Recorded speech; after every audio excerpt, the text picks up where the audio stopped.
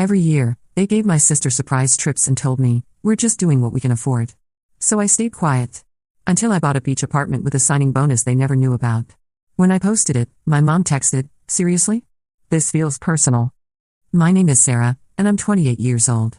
I have a younger sister, Emma, who's 25, and we grew up in what most people would consider a middle-class household. My parents, Linda and David, always made sure we had food on the table, clothes on our backs, and a roof over our heads. But there was always this difference in how they treated us that I couldn't quite put my finger on until I got older. Emma was what you'd call the golden child. She was outgoing, bubbly, the kind of person who could light up a room just by walking into it. She was also incredibly social, always surrounded by friends, always the center of attention at family gatherings. Me? I was the quiet one. The studious one. The one who spent Friday nights with my nose in a book instead of out partying. My parents always said they were proud of my academic achievements, but their actions told a different story. It started small when we were kids. Emma would get brand name clothes while I got the store brand.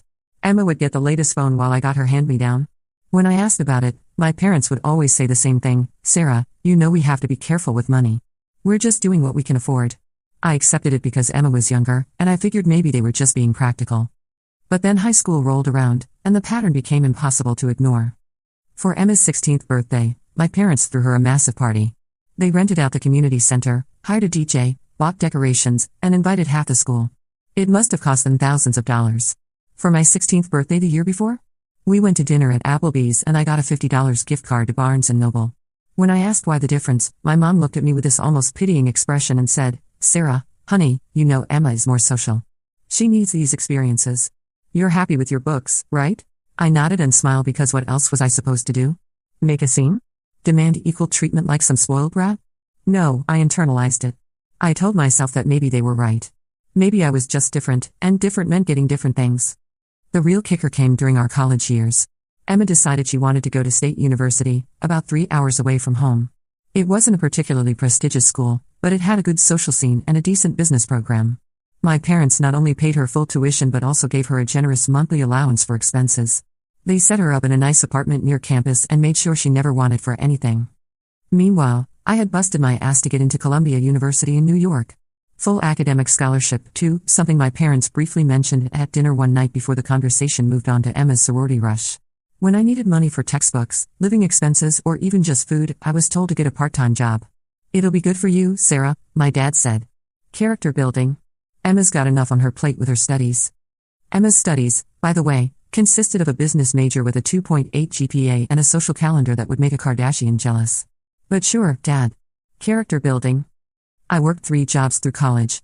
I was a research assistant, I tutored undergrads, and I worked weekends at a coffee shop. I lived in the cheapest dorm room available and survived on ramen noodles and whatever free food I could find on campus. I graduated summa cum laude with a degree in computer science, and had already landed a job at a major tech company in San Francisco before I even walked across the stage. Emma graduated 2 years after me with her business degree and moved back home. My parents were thrilled to have their baby girl back and immediately started talking about helping her find an apartment, and maybe even a car. Emma had vague plans about maybe doing marketing or something but was in no rush to start her career. And this is where the trip started. The first one happened about 6 months after Emma moved back home. I was working crazy hours at my new job, trying to prove myself in the male-dominated tech world, when I saw the Instagram posts. Emma was in fucking Cabo San Lucas, living it up at some luxury resort. Cocktails by the pool, spa treatments, the works. The caption read, so grateful for the best parents ever. Needed this little getaway to figure out my next steps. #blessed #family love. I called my mom that night. You sent Emma to Mexico? Oh, you saw her posts. Mom sounded genuinely excited. Yes, we thought she needed a little break. You know how stressful it's been for her, trying to figure out her career path. We found a great deal on the resort. How much was this great deal? There was a pause. Sarah, you know we don't discuss money matters. It wasn't that expensive, and Emma deserved a little treat. What about me? I've been working 70-hour weeks, and I haven't had a vacation since. Honey, you have a good job now. You can afford your own vacations. We're just doing what we can afford to help Emma while she's still finding her way. There it was again. That phrase. We're just doing what we can afford. I hung up feeling like I was being dramatic, like maybe I was just jealous. I pushed the feeling down and focused on work. The next year, it was Costa Rica. The year after that, Thailand. Then Italy. Then fucking Iceland. Each trip was more elaborate than the last, and each time I asked about it, I got the same response, we're just doing what we can afford, and Emma really needed this. Emma never seemed to really need a job, though. She bounced between a few part-time retail positions, lived at home rent-free, and spent her days at yoga classes and brunch with friends. Meanwhile, I was climbing the corporate ladder, working insane hours, and barely had time to date, let alone travel. The breaking point came last Christmas. I had flown home for the holidays, spending a small fortune on last-minute flights because I'd been working on a major project launch right up until December 23rd. I was exhausted, stressed, and really looking forward to just relaxing with family. Emma bounced into the living room on Christmas morning with her phone in hand. Guess what? Mom and Dad are sending me to Japan for New Year's. I've always wanted to see Tokyo, and they found this amazing tour package. I leave tomorrow. I sat there holding my gift, a generic World's Best Daughter mug that I was pretty sure came from the grocery store pharmacy section, and just stared at her. Japan. They were sending her to fucking Japan. That's great, I managed to say. I know, right? They said I'd been working so hard at the boutique, and they wanted to reward me. Plus, Mom said it might help me figure out if I want to get into international business or something. Emma had been working part-time at a clothing boutique for 3 months. 3 months. And that constituted working so hard. I pulled my mom aside later that day. Japan, Mom? Really? She had the decency to look slightly uncomfortable. Sarah, I know it seems like a lot. It doesn't seem like a lot. It is a lot. Do you have any idea what a trip to Japan costs? We got a good deal. Stop. Just stop with a good deal bullshit. I was trying to keep my voice down, but I was shaking with anger. Do you know what I got for working my ass off this year? For getting promoted twice? For finally being able to afford my own place in San Francisco? A mug, Mom. A $5 mug. Sarah, you don't need us to buy you things anymore. You have a good salary. It's not about the money. I exploded. It's about the fact that you've spent the last 10 years giving Emma everything she wants while telling me to be grateful for scraps. It's about the fact that she's never worked for anything in her life, and you reward her with international vacations while I kill myself trying to make you proud and get a fucking mug. My mom's face went cold. I don't like your tone, Sarah. We've always supported both of you girls equally. Equally? I laughed, and it came out bitter and harsh. Mom, you spent more on Emma's last trip to Italy than I made in my first 6 months out of college. You bought her a car when she turned 21. You pay her phone bill, her car insurance, her health insurance. She lives at home rent-free and you fund her social life. But sure, tell me again how you support us equally. Emma needs more support right now. Emma is 25 years old. When do you stop making excuses for her? We didn't speak for the rest of my visit. I flew back to San Francisco on New Year's Eve, watching Emma's Instagram stories of her exploring Tokyo while I sat alone in an airport bar, drinking overpriced wine and questioning everything about my relationship with my family. That's when I made a decision. I was done trying to prove myself to them. Done trying to earn love and recognition that they apparently reserved exclusively for Emma. I was going to focus on my own life and let them figure out their golden child situation without me. I threw myself into work with a vengeance. I took on bigger projects, worked longer hours, and networked like my life depended on it. 8 months later, I was offered a senior developer position at a startup that was about to go public. The offer came with a base salary that was double what I was making, plus equity, plus a signing bonus that was more money than I had ever seen in my life. The signing bonus was $150,000. $150,000. Just for saying yes to the job. I sat in my apartment, staring at the contract, and suddenly I knew exactly what I was going to do with that money. I'd always dreamed of having a place by the ocean. Growing up, we'd taken a few family trips to the beach, and those were honestly some of my happiest childhood memories. I used to fantasize about having my own little beach house someday, a place where I could listen to the waves and just breathe. So I started looking. And because the universe apparently has a sense of humor, I found the perfect place within a week. It was a 1-bedroom condo in a small coastal town about 2 hours south of San Francisco. Nothing huge or fancy, but it had floor-to-ceiling windows facing the ocean, a small balcony, and was walking distance to the beach. The seller was motivated, and I was able to negotiate a great price. With my signing bonus as a down payment and my solid income, the monthly mortgage was manageable, though definitely more than my San Francisco rent. But having a place by the ocean where I could escape on weekends felt worth every penny. I closed on the property 3 weeks later and spent the next month furnishing it and making it mine. I hung fairy lights on the balcony, bought comfortable furniture that I actually liked instead of just what was cheapest, and set up a little home office where I could work remotely when I wanted to. It was perfect. It was mine. And my family had no idea it existed. I kept the purchase quiet for a while, just enjoying having this secret sanctuary.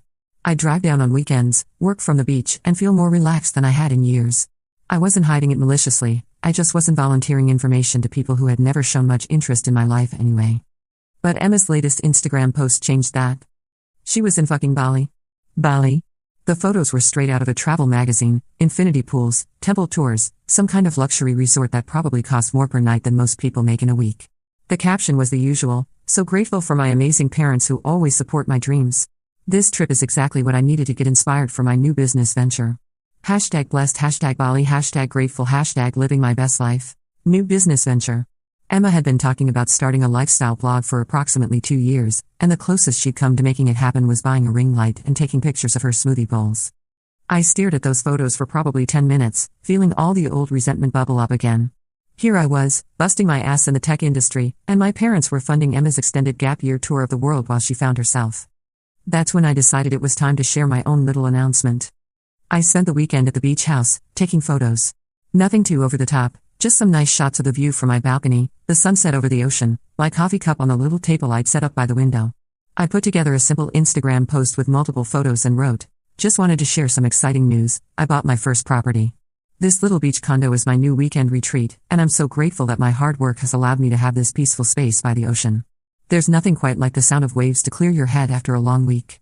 Here's to new chapters and making dreams come true through dedication and perseverance. #new chapter, #beach house, #work hard, #dreams come true, #grateful." I hit post and then put my phone away. I had planned to just enjoy my weekend and deal with whatever response came later. My phone started buzzing within an hour. The first text was from Emma: "Sarah, what the fuck, you bought a house? Why didn't you tell us?" Then my dad: "Sarah, Emma just showed us your Instagram post. We need to talk." Then my mom: "Seriously? This feels personal." That last one made me laugh out loud. This feels personal. Everything about the last decade of my life had felt personal, Linda. But sure, my success was what felt personal to her. I turned off my phone and went for a walk on the beach. When I finally checked my messages that night, it was a shit show. My parents had apparently spent the day interrogating Emma about how I could afford a beach house, whether I was secretly making more money than they thought, and why I hadn't told them about such a major purchase. Emma had done some digging online and discovered that I'd been promoted twice in the last year, something I had mentioned briefly in family phone calls but they'd never really focused on. She'd also looked up my company and discovered that they'd gone public recently, which meant my stock options were worth a decent amount of money. A quick LinkedIn search had filled in most of the gaps about my career progression. The family group chat was blowing up. "Mom, Sarah, we need to talk. Call me." "Dad, this is very concerning behavior, Sarah. Why are you being so secretive?" "Emma, I'm so confused right now. Sarah has been acting like she's broke this whole time?" "Mom, Sarah, your father and I are very hurt that you didn't share this news with us. We're your family." "Dad, we've always been supportive of your career. This feels like a slap in the face." "Emma, wait, did you guys know Sarah was making enough money to buy a house?" "Mom, Sarah, please call me. This is ridiculous." I screenshot the whole conversation and sent it to my best friend Rachel with the caption, "And they wonder why I didn't tell them." Rachel called me immediately. "Oh my God, Sarah. They're really going to make this about them, aren't they?" "Of course they are. I'm the selfish daughter who doesn't share things with her loving, supportive family. The same loving, supportive family that's been funding your sister's world tour while you worked 3 jobs in college? That would be the one." I didn't respond to the family group chat that night. Or the next day. I had taken Monday off work to enjoy my new place, and I was not going to let their drama ruin it. But Linda is nothing if not persistent. She called me 17 times on Monday. 17. I finally answered on the 18th call because I was afraid she might actually drive to San Francisco looking for me. "Sarah Elizabeth, what is going on with you?" "Hi, Mom. I'm doing well, thanks for asking. How are you?" "Don't give me attitude. Why didn't you tell us about the house? I told you I got promoted. I told you work was going well. I didn't realize I needed to give you a detailed breakdown of my finances. This isn't about money, Sarah. This is about family. We're supposed to share these things with each other." "Are we?" Because Emma has been to 6 different countries in the last 3 years, and I found out about all of those trips through Instagram. "That's different. How is it different, Mom? How is it different that you plan elaborate surprise trips for Emma but I'm expected to announce my personal purchases to the family?" "Because we paid for Emma's trips. We have a right to know what we're spending our money on. This house of yours, how did you afford it? Are you in some kind of financial trouble? Did you take out loans you can't afford?" And there it was.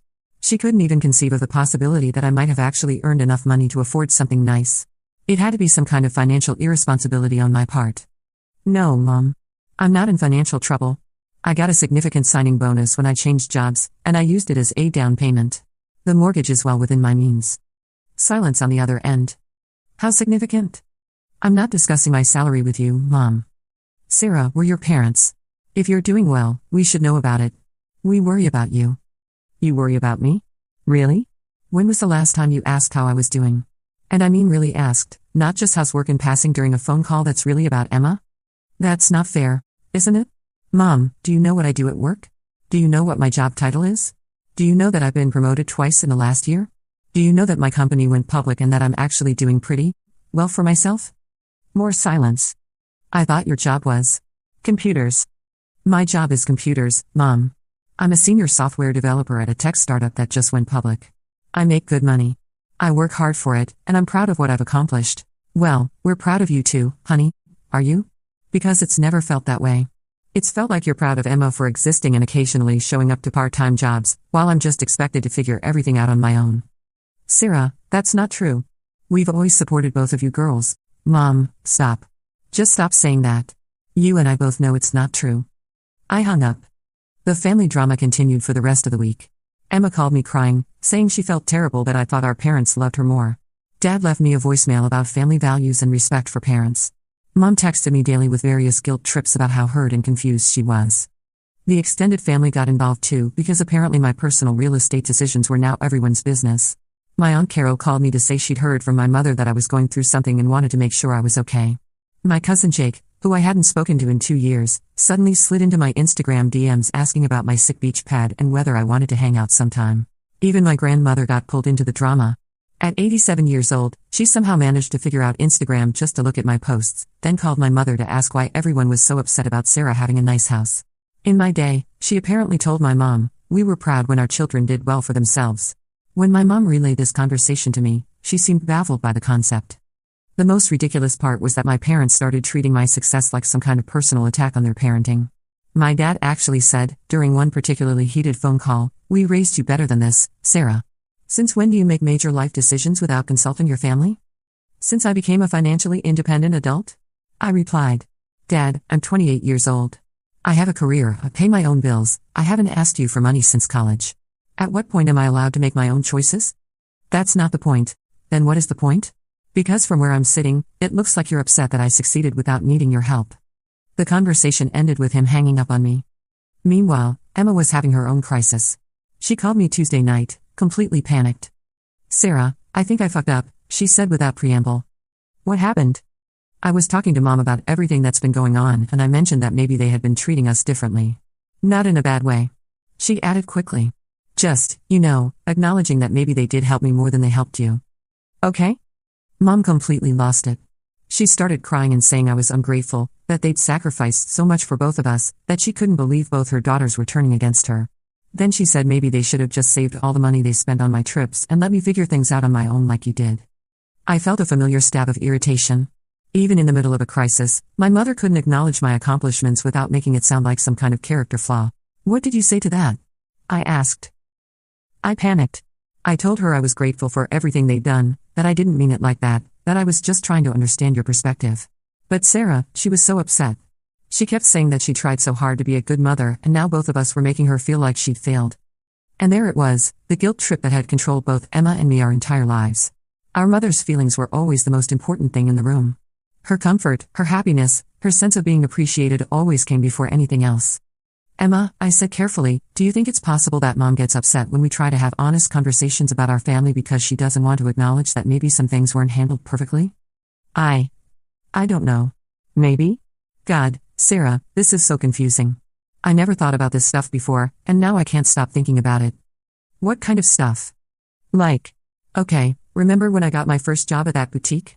I was so excited, and I called to tell Mom and Dad. Dad's first reaction was to ask if I was sure I could handle working 20 hours a week on top of everything else I had going on. Everything else. Sarah, I was literally doing nothing but yoga classes and hanging out with friends. I remember that. But when you told them about your first promotion, Mom's first reaction was to ask if you were sure you were ready for the additional responsibility. Not congratulations, not how exciting, just worry that you might not be able to handle it. I was quiet for a moment, remembering that phone call. I'd been so excited about the promotion, about the recognition from my manager, about the salary increase. But after talking to my parents, I'd somehow ended up feeling anxious instead of proud. Yeah, I said finally. I remember that too. It's like they expect me to need help and you do not need help, and neither one is really fair, This was the most insightful thing I'd ever heard Emma say about our family dynamics. Emma, can I ask you something? Sure. Do you actually want to travel as much as you do? I mean, I know the trips are amazing, but do you ever feel like pressure to appreciate them in a certain way? She was quiet for a moment. Emma? I'm here. I'm just thinking. You know what's weird? I've never really asked myself that question before. What do you mean? I mean, when mom and dad offer me a trip, I just say yes. It feels ungrateful to even hesitate, you know? Like, who turns down a free vacation to Italy? But now that you're asking, sometimes I do feel like I have to be the perfect grateful daughter. Like I have to post the right photos and say the right things about how blessed I am. This was more honest than I'd expected from Emma, but it felt like a natural progression from our earlier conversation about family dynamics. That sounds exhausting. It kind of is. And the worst part is that I know how lucky I am. I know most people would kill for these opportunities. But sometimes I wonder what I'd choose if I had to pay for it myself, you know? That sounds exhausting. It is. And the worst part is that I know how lucky I am. I know most people would kill for these opportunities. But sometimes I just want to have a problem without them trying to solve it with money. Sometimes I want to figure things out for myself, but I feel like if I say that, they'll think I'm ungrateful. This conversation was blowing my mind. I'd spent so many years being jealous of Emma, assuming she was just living some perfect, carefree life. I'd never considered that the golden child treatment might come with its own set of problems. Emma, do you ever feel like you don't really know who you are outside of being the daughter who needs taking care of? Another long pause. Oh my God, she whispered. Yes. Exactly that. Sarah, I'm 25 years old, and I have no idea what I actually want to do with my life because I've never had to really think about it. Everything has always been provided for me, but now I feel like I'm so far behind everyone else my age. You're not behind. You're just on a different timeline. Maybe. But when I see your Instagram posts, when I see what you've accomplished, when I think about the fact that you figured out how to buy a house while I still live in my childhood bedroom, I feel like such a failure. My heart broke a little for her. All these years, I'd been envying her life, and she'd been feeling inadequate compared to mine. Emma, you're not a failure. But maybe it's time to start making some choices for yourself instead of letting mom and dad make them for you. I know. I think I need to get my own place. And maybe turn down the next trip they offer me. As terrifying as that sounds. It is terrifying. But also kind of amazing, once you get used to it. We talked for another hour, and by the end of the conversation, I felt like I was getting to know my sister for the first time in years. Not the golden child, not the family favorite, just Emma, a confused 25-year-old who was finally starting to ask herself what she wanted out of life. The irony wasn't lost on me. It had taken me buying a beach house and causing a family crisis for Emma and me to finally have an honest relationship with each other. But the kicker came on Friday night. I was back at the beach house for the weekend when Emma showed up at my door. Just showed up. At my private sanctuary that I had specifically not shared the address of with anyone. How did you find me? I asked, not letting her inside. I looked up your address through public property records online, she said. Sarah, we need to talk. I was so stunned by the absolute audacity that I actually let her in. Emma walked into my beautiful, peaceful space and immediately started taking Instagram-worthy photos. Oh my God, this place is gorgeous. The views. Sarah, this is like something out of a magazine. Emma, what the hell are you doing here? She stopped posing and turned to face me. I'm here because our family is falling apart, and it's your fault. I'm sorry, what? Mom has been crying for days. Dad is talking about cutting you out of the will. Everyone is upset and confused, and it's all because you decided to buy a house and then act like it's some big secret. Emma, I bought a house with my own money that I earned from my job. That is not a family crisis. But you didn't tell us. You just posted it on Instagram like some stranger. We're your family, Sarah. We're supposed to share things with each other. Oh, like how you share that you were going to Bali? Or Italy? Or Iceland? Or literally any of the other trips that mom and dad have paid for? Emma looked genuinely confused. Those were different. Those were family decisions. Mom and dad wanted to send me on those trips. And I wanted to buy myself a beach house. With my own money. But you didn't even ask if we wanted to help. Help? I stared at her. Emma, when have mom and dad ever offered to help me with anything? They helped you with college? No, they didn't. I had a full scholarship. I worked 3 jobs to pay for everything else while you got a monthly allowance. That was different. How? How was that different? Emma sat down on my couch and put her head in her hands. I don't understand why you're being so mean to me. I never asked for any of this. I never asked mom and dad to pay for trips or anything else. And for the first time in my life, I actually felt sorry for her. Emma, I said, sitting down across from her, I'm not being mean to you. I'm tired. I'm tired of pretending that it doesn't hurt that our parents have different expectations and different levels of support for each of us. But they love us both. I know they love us. But love and equal treatment aren't the same thing. They've spent the last 10 years supporting your lifestyle and treating me like I should be grateful for basic acknowledgement. I'm not mad at you for accepting their help. I'm mad at them for making it so clear that their help comes with conditions I apparently don't meet. Emma was quiet for a long time. Finally, she looked up at me. I never thought about it that way. I know you didn't. You didn't have to. We sat in silence for a while, listening to the waves crash against the shore. Sarah? Emma said finally. I'm sorry. I really am. I knew things were different for us, but I guess I never realized how much it hurt you. Thank you for saying that. But I don't know how to fix it. I don't know how to make Mom and Dad understand. You don't have to fix it, Emma. This isn't your problem to solve. But they're so upset.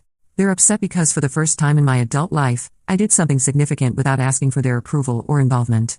They're upset because they realized I've been successful without them, and that threatens their narrative that I'm the low-maintenance daughter who doesn't need anything. Emma stayed for another hour, and we actually had the most honest conversation we'd had in years. She admitted that she'd been feeling pressure to make the most of the opportunities our parents gave her, even when she wasn't sure what she wanted to do with her life. I admitted that I'd been jealous of her relationship with our parents and had probably been colder to her than I needed to be. It didn't fix everything, but it felt like a start. After Emma left, I sat on my balcony for a long time, processing everything we talked about. For the first time, I was seeing our family dynamics from her perspective too, and it was complicated in ways I hadn't expected. The thing that struck me most was her comment about performing gratitude. I realized that while I'd been struggling to earn my parents' love and approval, Emma had been struggling under the weight of constantly having to prove she deserved it. We'd both been trapped in roles that didn't really fit us, me as the self-sufficient daughter who didn't need anything, her as the grateful recipient who had to appreciate everything perfectly. I started thinking about all the times I'd seen Emma's Instagram posts and felt that stab of resentment. The perfectly curated travel photos, the captions about being blessed and grateful. I'd always assumed that was just who she was, someone who had never known struggle or disappointment. But now I was wondering if those posts were less about genuine joy and more about meeting expectations. The more I thought about it, the more I realized that our parents hadn't really done either of us any favors.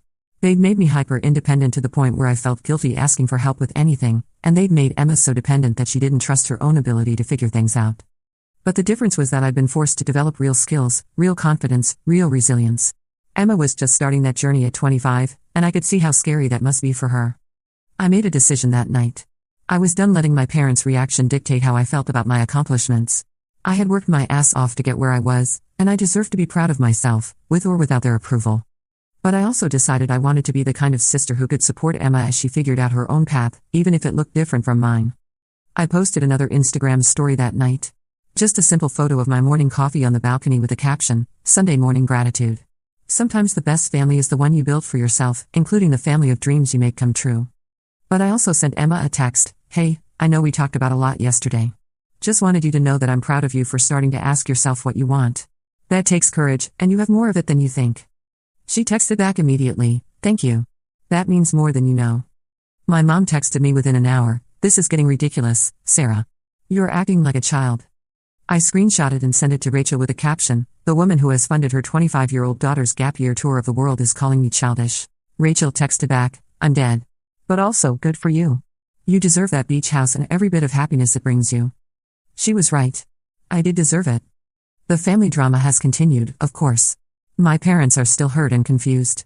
Emma is trying to play peacemaker while also apparently having some revelations about our family dynamics. And I'm just living my life. I love my new place. I love my job. I love the person I've become through all of this, someone who doesn't need external validation to know her own worth. My mom was right about one thing, though. This does feel personal. It feels personal because I finally chose myself. I finally decided that my happiness and success were worth celebrating, even if my family couldn't or wouldn't celebrate them with me. And honestly, that feels fucking amazing. Edit, a lot of people are asking about the current situation with my family, so I thought I'd add an update. My parents and I are still working through things. We had a long phone conversation last week where I laid out everything I've been feeling for the past decade. It was uncomfortable and emotional, but I think it needed to happen. My mom cried and said she never realized how differently they'd treated Emma and me. My dad was more defensive but did acknowledge that maybe they'd been overprotective of Emma. Emma and I are actually in a better place than we've been in years. She's started therapy and is having her own revelations about the family dynamics. She's also got a real job now, full-time, benefits, the works. I'm proud of her for taking that step. As for the beach house, I'm writing this update from my balcony at sunrise, and I can confirm that it's still the best decision I've ever made. Sometimes the best revenge is just living well. And I'm finally living very well indeed.